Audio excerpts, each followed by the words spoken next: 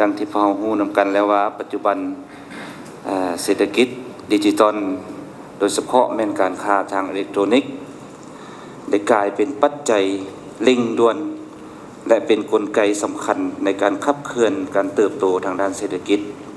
ของสปป.ลาวเพื่อเป็นการพันขยายมติกองประชุมใหญ่ผู้แทนองค์คณะพรรคกระทรวงอุตสาหกรรมการค้าครั้งที่ 6ให้ปรากฏผลเป็นจริงโดยเฉพาะเป็นการพันขยายเป็นแผนการแผนงานและเป็นเวียกยุดสุมพันขยายมติ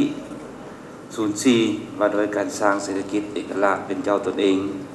เข้าในเรียกงานพัฒนาอุตสาหกรรมในการค้าสืบต่อบุกทะลุอย่างแข็งแรงและต่อเนื่องเพื่อแก้ไขคันคอดลดพรและรายงานพร้อมทั้งเพิ่มทวีการประสานงานระหว่างบรรดากระทรวงแขนงการเพื่อให้สอดคล้องกับวิสัยทัศน์ 2021-2040 ยุทธศาสตร์ 2020-2030 และแผนพัฒนาเศรษฐกิจดิจิทัล 2025 แผนพัฒนาเศรษฐกิจสังคมและแผนพัฒนาแขนงอุตสาหกรรมการค้าในปัจจุบันการขยายตัวการค้าทางอิเล็กทรอนิกส์อยู่สปป.ลาวได้เชื่อมโยงกับสากลอย่างบ่หยุดยั้งมีความก้าวกระโดดทั้งเป็นการสร้างโอกาสในภาคธุรกิจอย่างหลวงหลายมีทั้งด้านตั้งหน้าและด้านย่อท่อซึ่งเรียกร้องให้มีการสุขอยู่ส่งเสริมสร้างเงื่อนไขความสามารถและโอกาสให้แก่บรรดาหัวหน่วยธุรกิจการค้าทางอิเล็กทรอนิกส์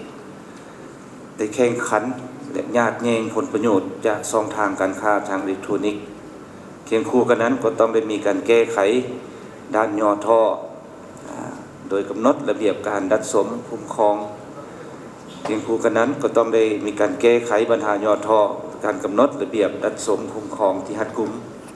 เพื่อปกป้องสิทธิผลประโยชน์อันชอบธรรมของผู้สงสัยสร้างความเชื่อมั่นให้แก่สังคมการดำเนินธุรกิจทางการค้าอิเล็กทรอนิกส์ต้านกฎการหลอกลวงทางออนไลน์ความปลอดภัยในการชำระเงินและการจัดส่งสินค้าต่างๆกระทรวงอุตสาหกรรมในการค้าในนามภาคส่วนคุ้มครองมหาภาคได้เอาใจใส่อย่างตั้งหน้าในการสุขยู่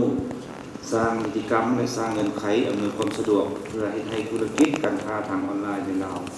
เติบโตอย่างเป็นดีซึ่งการจัดงานครั้งนี้ถือเป็นขีดหมายทางสำคัญที่พวกเราจะได้รวบรวมเอาทุกภาคส่วน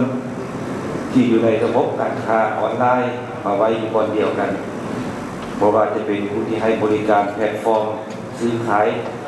ระบบการชำระเงินดิจิตอลระบบการขนส่งโลจิสติกส์ตลอดมาผู้ประกอบการตัวจริงโดยมีวัตถุประสงค์เพื่อยกระดับขีดความสามารถในการแข่งขันให้แก่วิสาหกิจขนาดน้อยและแก่ขนาดกลางและสินค้าหนึ่งเมืองหนึ่งผลิตภัณฑ์ให้เข้าถึงตลาดที่กว้างขวางขึ้นทั้งภายในและต่างประเทศบรรดาท่านนักข่าวสื่อมวลชนแขกผู้มีเกียรติในงานที่จะมาถึงวันที่25-26 กันยายนนี้ที่หอประชุมแห่งชาติจะมีกิจกรรมที่น่าสนใจและเป็นประโยชน์ได้อย่างหลากหลายเช่นการวางแสดงและการจำหน่ายสินค้าออนไลน์เวทีสัมมนาแลกเปลี่ยนข้อมูลจากเชี่ยวชาญระดับแนวหน้าและกิจกรรมจับคู่ธุรกิจ business matching และเพื่อสร้างเครือข่ายร่วมมือในอนาคตดังนั้นพิธีแถลงข่าวในวันนี้จึงมีความสำคัญเป็นอย่างยิ่งข้าพเจ้าขอถือโอกาสนี้เรียนเชิญและเรียกร้องมายังบรรดาท่านสื่อมวลชนทุกขมเขตจงได้ช่วยเป็นแห่งขับเคลื่อนช่วยเผยแพร่ประชาสัมพันธ์ข้อมูลข่าวสารของงานนี้ให้เข้าถึงทุกภาคส่วนในสังคมเพื่อให้ผู้ประกอบการนักศึกษาและพ่อแม่ประชาชนได้รับทราบและข้อมูลอย่างพอเพียงพอครบ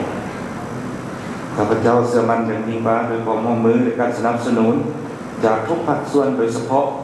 จากสื่อมวลชนทุกท่านที่ให้งานลาวอีคอมเมิร์ซเฟสติวัล 2026 ประสบผลสำเร็จอย่างยกนาม